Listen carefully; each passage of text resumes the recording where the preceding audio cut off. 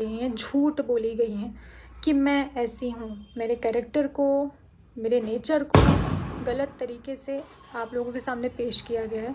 जो बातें बताई गई हैं गलत तरीके से बताई गई हैं। पति पत्नी के बीच में मैं आई, चलो इस चीज़ को अगर मैं मान भी लूँ कि मैं पति पत्नी के बीच में आई, तो अब मैं नहीं हूँ, अब मैं बहुत दूर हूँ। तो तुम दोनों प्लीज़ खुश रहो। सचिन मनीषा, मैं हाथ जोड़ कर रिक्वेस्ट कर रही हूँ, आप दोनों आपस में बहुत खुश रहिए। मैं अपने घर में हूँ, अपनी फैमिली के बीच में हूँ, तो आप लोगों को जैसे भी रहना है अपने भाई अपने घर में रहो, खुश रहो। जो वीडियोस है साथ में डालो। और अब इस मामले को मैं रिक्वेस्ट कर रही हूँ कि आगे मत बढ़ाइए, क्योंकि मुझे इस चीज़ को आगे नहीं लेकर जाना है।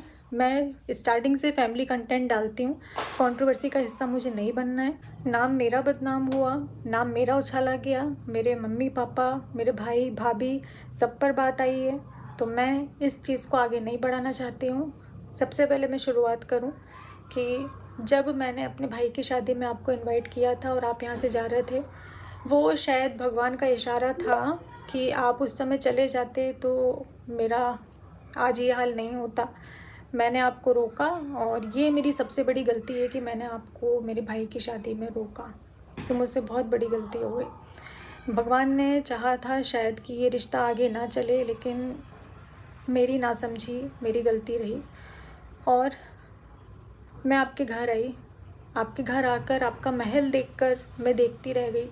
तो मैंने आपकी जो मेहनत की कमाई है, मतलब जो आपने मेहनत से कमाया है इतनी कम उम्र में और इतना अच्छा घर बनवाया है ना, मैंने उसकी तारीफ़ करी थी। नहीं तो ऐसे कर्जे के महल मुझे नहीं चाहिए।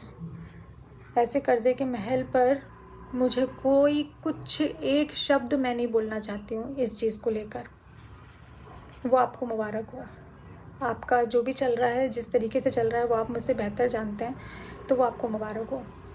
मेरे घर में मैं रेंट के घर में रहती हूँ और मैं अपना रेंट देती हूँ। जो भी बाकी चीज़ें हैं वो मेरा भाई करता है। ऐसे करके हमारा घर चलता है। हम भाई मीडियम वर्गीय लोग हैं, हम बहुत हाई फाई नहीं हैं। हमारे पास नहीं है महल, हमारे पास नहीं है गाड़ी, हमारे पास नहीं है कुछ भी।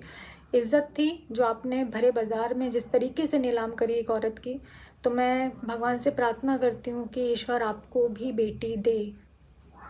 मैं ईश्वर से कामना करती हूँ। जब आप माँ बाप बनेंगे ना, और आपके बच्चे के साथ ऐसा होगा, एक औरत के साथ ऐसा होगा, एक औरत की धज्जियाँ उड़ाने से पहले ना दुश्मन भी 100 बार सोचते हैं कि उसके बारे में बोलें या ना बोलें। लेकिन आपने तो उतना भी मान नहीं रखा, आपने तो उतना भी नहीं रखा। और इतनी बुरी तरीके से मेरी धज्जियाँ उड़ाने के बाद में, मेरे बारे में अपशब्द बोलने के बाद में, और मेरे साथ साथ जिनसे मेरी सगाई हुई है उनसे फ़ोन पर बात करके आपने जितनी चीज़ें उनसे बोली, आपने जिस तरीके से उनको बीच में लिया, तो ये बहुत ज़्यादा गलत था। क्योंकि उनका कोई लेना देना इस चीज़ से नहीं था जिस चीज़ों में आपने उनको घसीटा, उनके परिवार को घसीटा।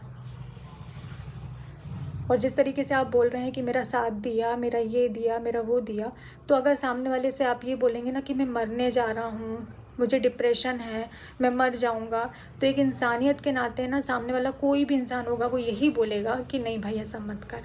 उस नाते आपकी बातों को सुना गया, आपको समझाया गया कि अगर आपके साथ गलत हुआ है तो आप अपनी चीज़ों को सोशल प्लेटफॉर्म पर रखें, ना कि आपको प्रवोक किया गया, ना कि इस तरीके से आपको बोला गया कि आप किसी की धज्जियाँ उड़ा दो।